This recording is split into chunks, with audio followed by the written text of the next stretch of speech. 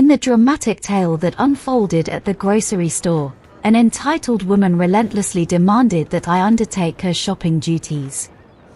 With an air of entitlement, she thrust a tightly rolled grocery list upon me, instructing me to fetch her items while she comfortably settled into her seat.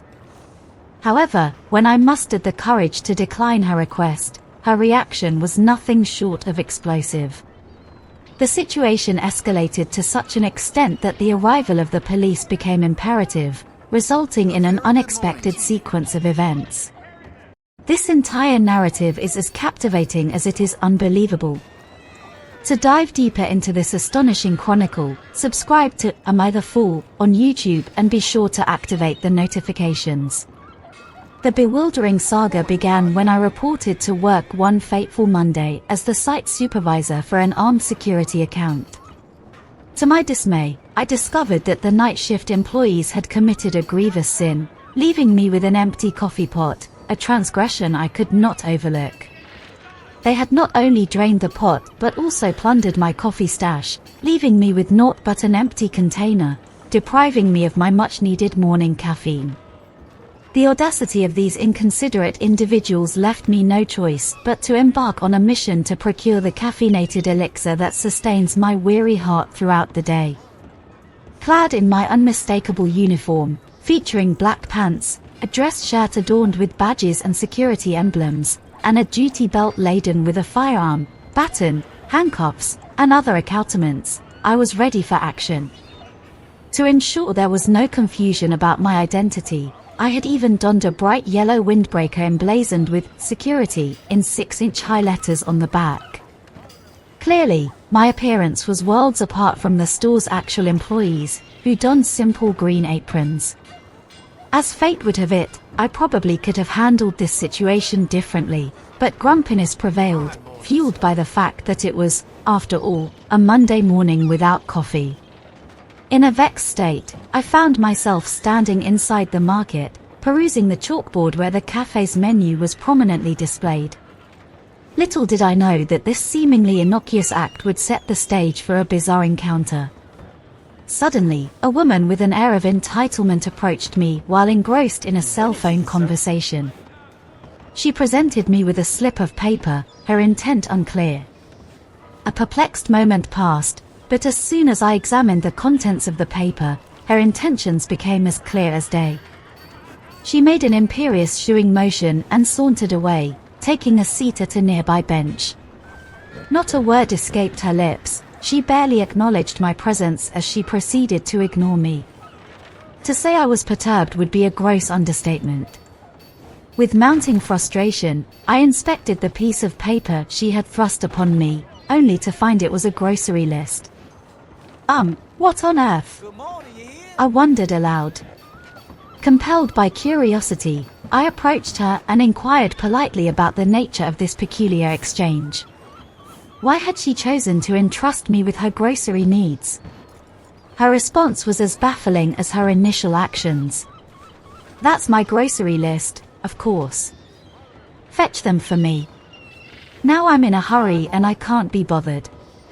"I'm on a very important phone call," she declared, punctuating her statement with another haughty shooing motion. Having frequented this market for nearly 5 years, I can confidently attest that they do not offer a personal shopping service.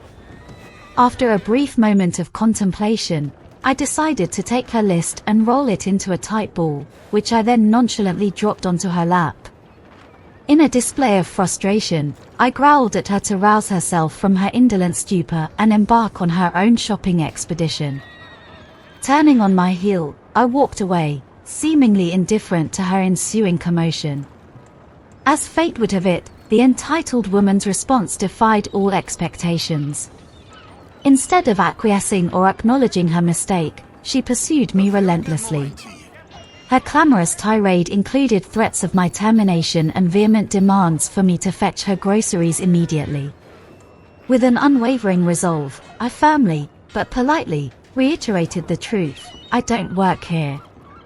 Do your own shopping, lady."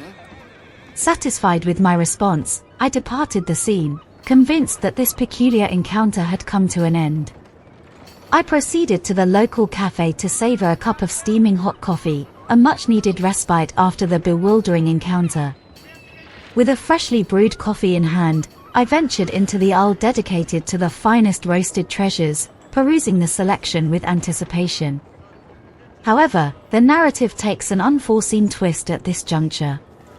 To my astonishment, the entitled woman re-emerged on the scene, accompanied by a gentleman.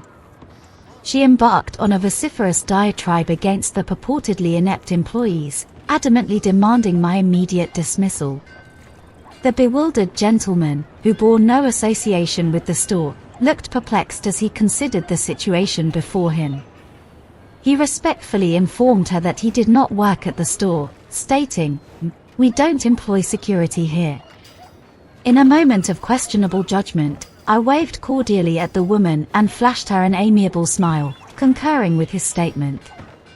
It was a gesture that would prove ill-advised, for it triggered an explosive reaction from the entitled woman. She descended into a fit of hysteria, vehemently insisting that I fetch her groceries post-haste. She declared that failure to comply would result in our collective termination, emphasizing her importance and warning us of the consequences of our actions. Her tirade continued unabated, painting a bewildering tableau of entitlement and outrage. The moment had finally arrived when the gentleman could interject, a brief respite from the relentless tirade. He once again asserted that I was not an employee of the store. It was at that precise moment when I observed a faint glimmer of comprehension flicker within her eyes, a feeble light bulb of understanding in the depths of her consciousness. Regrettably, this burgeoning revelation was swiftly snuffed out by her inflated sense of entitlement. In the most condescending tone she could muster, she sneered, "Well, he obviously is a menial of some sort." To say that this provoked my ire would be an understatement of epic proportions. My blood boiled, and, with fervor, I thrust a defiant salute in her direction, emphatically instructing her to go attend to herself. Swiftly, the gentleman intervened, positioning himself between us, his voice thundering as he reiterated, "I do not work here, and you need to leave this establishment immediately." At the sight of this, the entitled woman let loose a cacophonous, wordless scream, a crescendo of unbridled fury.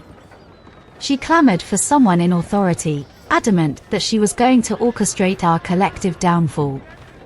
Her raucous demands for immediate grocery retrieval were accompanied by threats of lawsuits and an incessant reminder of her purported importance. The gentleman, whom I had instinctively presumed to be the manager, confronted her once more, raising his voice in defiance. He declared himself as the owner of the establishment, underscoring the fact that, in the 2 decades of their family's ownership, they had never acquiesced to customers' grocery demands.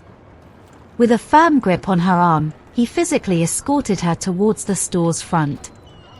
At this juncture, I found myself shaking my head in sheer disbelief.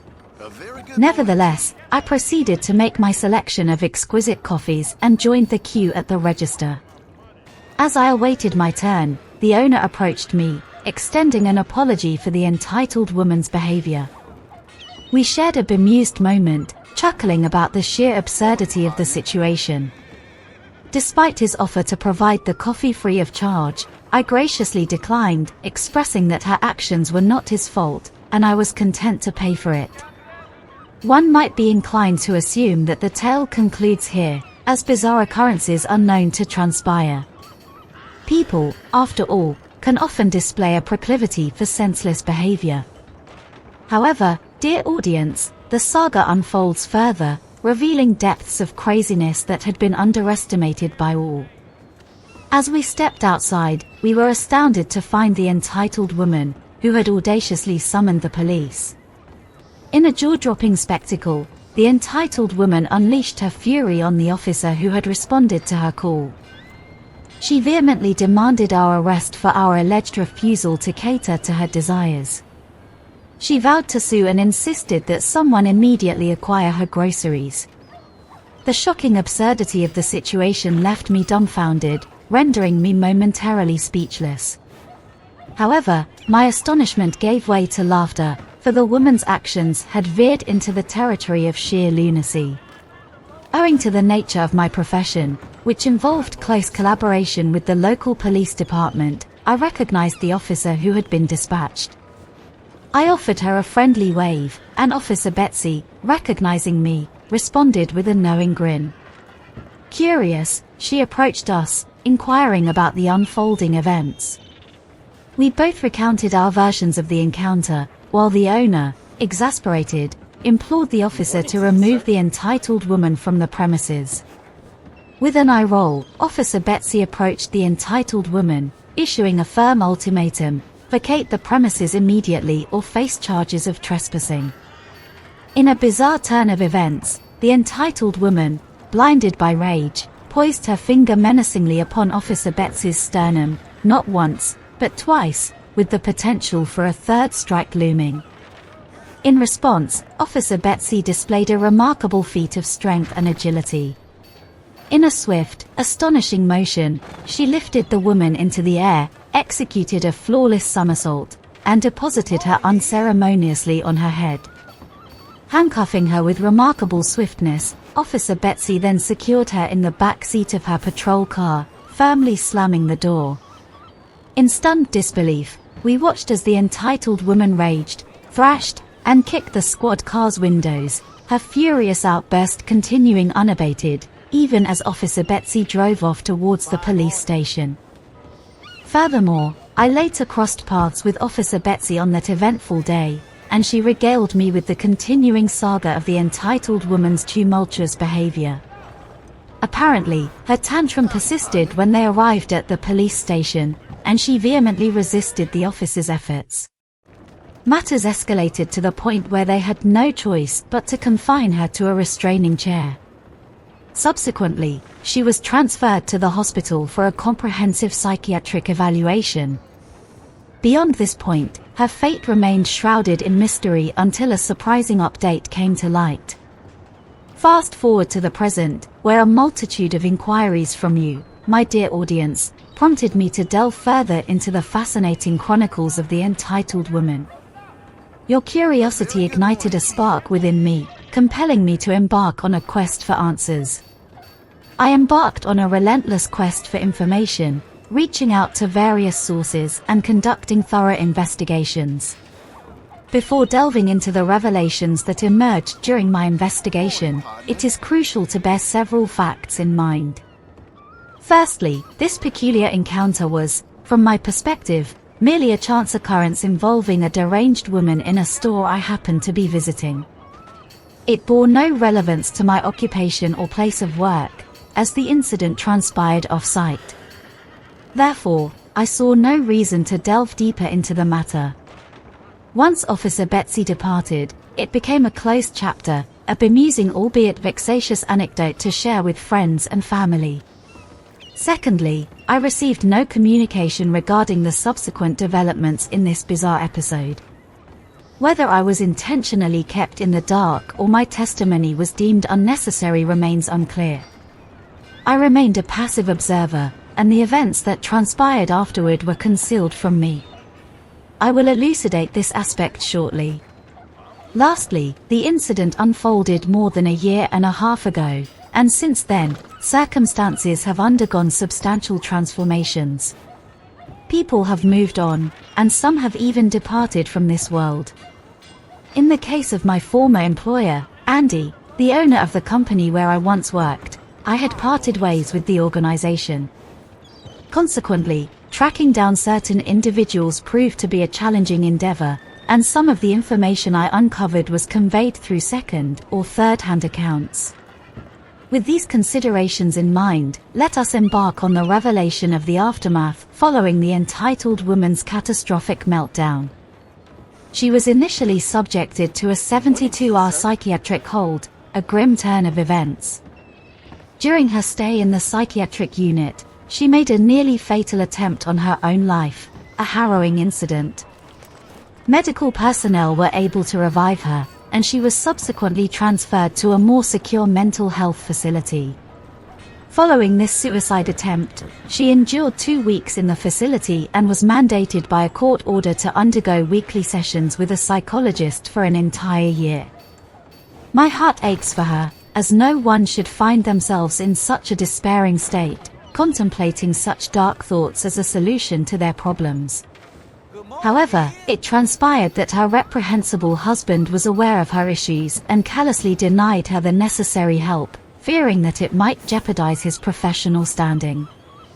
In a deplorable display of prioritizing his career over his wife's mental well-being, he displayed a profound lack of empathy. Now, let us turn our attention to the entitled woman's loving husband. This individual held a prominent position as an attorney working for the city council, specializing in civil law rather than criminal law. His standing within the city attorney's office was rather elevated. Upon learning of his wife's detention, he hastened to the jail, demanding her immediate release into his custody. He insisted that all charges be dismissed and that the entire incident be expunged. Fueled by his unwavering self-importance, he wielded the threat that influential allies within the city council would intervene, and retribution would swiftly follow. The echoes of a familiar tune resonate in this narrative, do they not?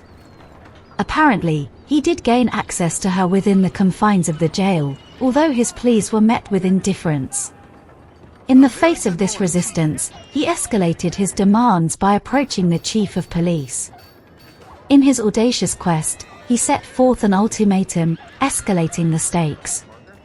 He now clamored for Officer Betsy's termination and the arrest of both me and the store owner.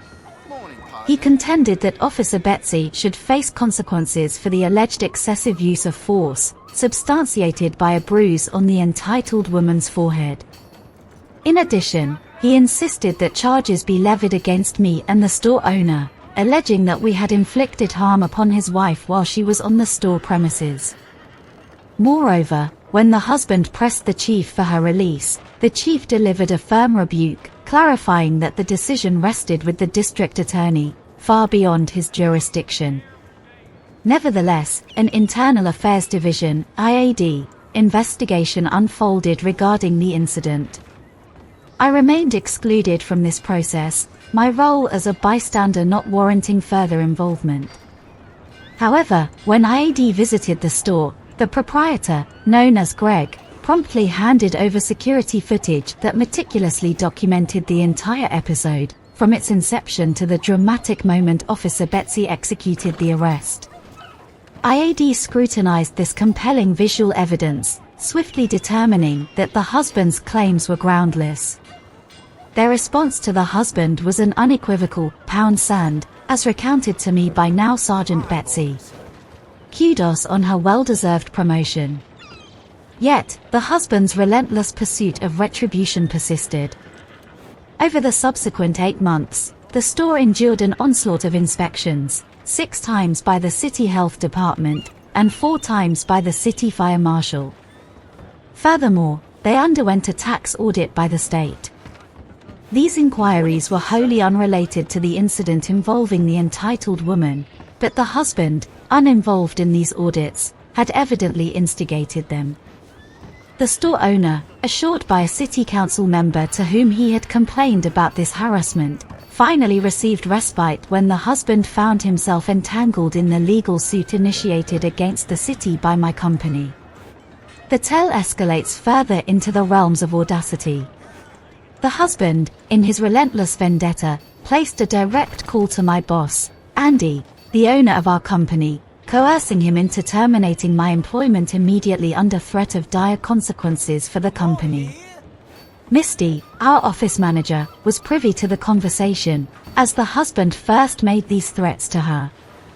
Recognizing the severity of the situation, Misty opted to record the conversation. This unvarnished dialogue between the husband and Andy was captured in its entirety.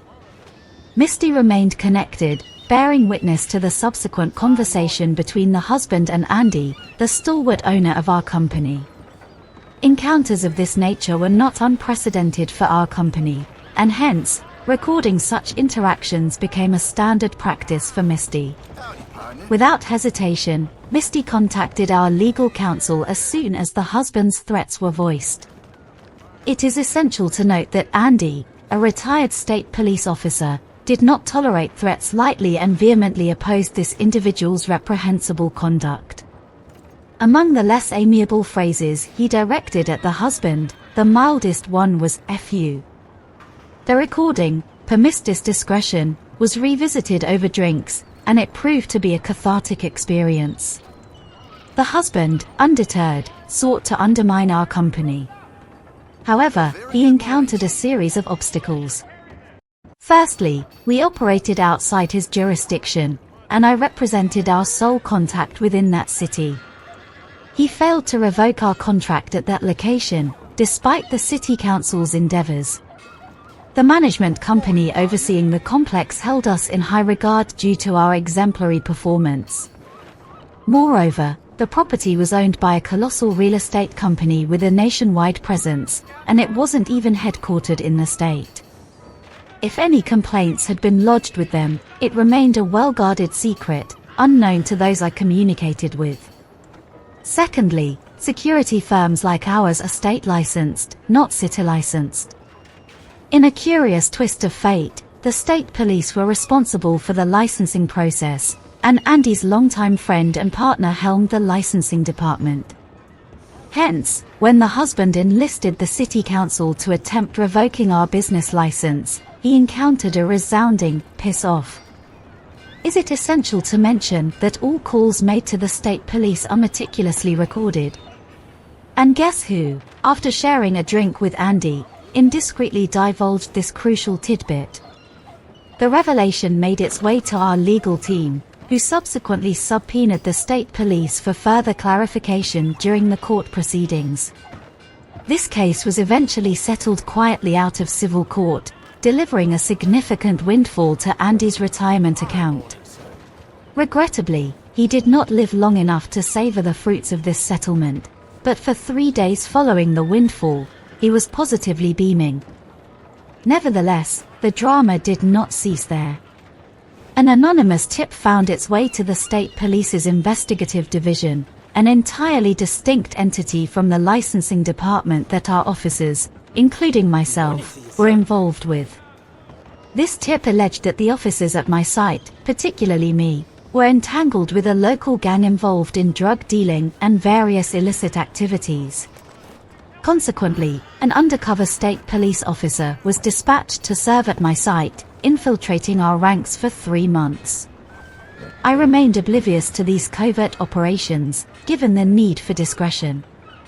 Andy, while cognizant of this operation, recognized its frivolous nature and actively collaborated in exonerating us.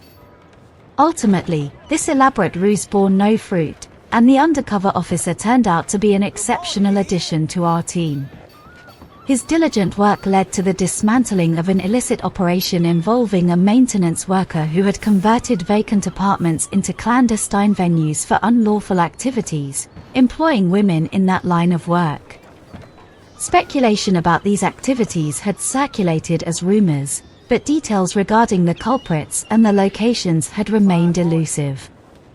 Thankfully, there is a silver lining to this tumultuous tale. The husband's tenure in the city attorney's office concluded while my company continued drawing from the settlement agreement with the city. On a more positive note, the entitled woman underwent a transformative journey towards recovery. The misdemeanor assault charges filed against her, stemming from her confrontation with Betsy and 3 other officers during her booking at the jail, were subsequently dropped.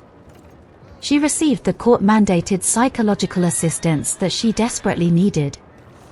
Evidently, the husband's psychological torment had inflicted enduring harm upon her, leading to her decision to divorce him and exact financial retribution all the way to his last penny, leaving him in a state of financial destitution.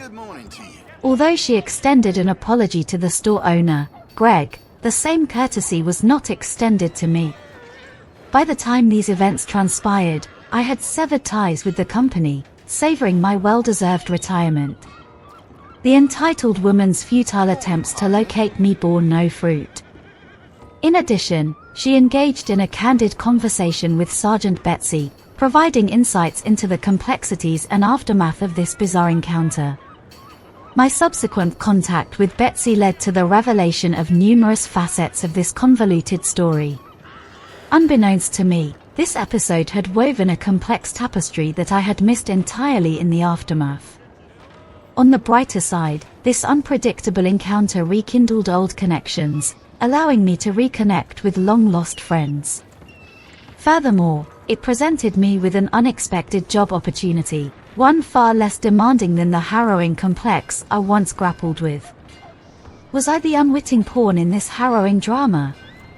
It would appear so, for even the most innocuous act, such as prodding a police officer with one's finger, might be construed as assaulting a guardian of the law. In fact, even a simple touch might potentially bear the weight of assaulting an officer. Yet, amidst this bizarre tale, a crucial detail is often overshadowed: the unanticipated response. The police officer, in a moment of escalating chaos, resorted to a maneuver that seemed more akin to the theatrics of professional wrestling. At that climactic juncture, Officer Betsy seized the entitled woman, hoisted her into the air, executed a daring flip, and delivered her head first into the ground. Subsequently, she handcuffed the woman, her formidable figure looming overhead. The melodramatic chain of events culminated with the offender forcibly bundled into the patrol car, the door slammed shut with a resounding finality. Many of these perplexing encounters appear to germinate from a common seed: the fallacious assumption that someone is an employee of a certain establishment. This hapless fellow was no employee of the store in question, yet despite repeated assertions to the contrary, the entitled woman appeared obstinately impervious to the truth. Inexplicably, such a straightforward concept seemed to elude her, as her persistent threats of termination persisted. Curiously, the original poster eventually found himself empathizing with the woman, once he grasped the severity of her predicament, involuntarily committed to the psychiatric ward. Nevertheless, one must ponder the response when one's proffered reality falls on deaf ears, and an individual relentlessly disregards the truth. In such cases, it becomes evident that little can be done to avert the impending tempest. In retrospect, this entire episode seems like a twist of fate, an event not consciously provoked by the original poster. As a testament to the unpredictability of existence, even after his departure from the scene, the entitled woman doggedly pursued him, lying in wait outside. Lastly, consider the rippling consequences of this solitary incident, a stone cast into the tranquil pond of life, sending shockwaves through its placid surface. Often, the true aftermath of a situation remains concealed, but in this extraordinary case, the outcomes unfurled before our very eyes. So, dear audience, if you were cast into such a predicament, how would you navigate the tumultuous waters? Share your insights below, and weigh in on whether the original poster is deserving of the epithet, fool or not, accompanied by your rationale. Don't forget to subscribe and ring the notification bell to immerse yourself in the entirety of this captivating narrative series, conveniently accessible through the playlist provided in the description.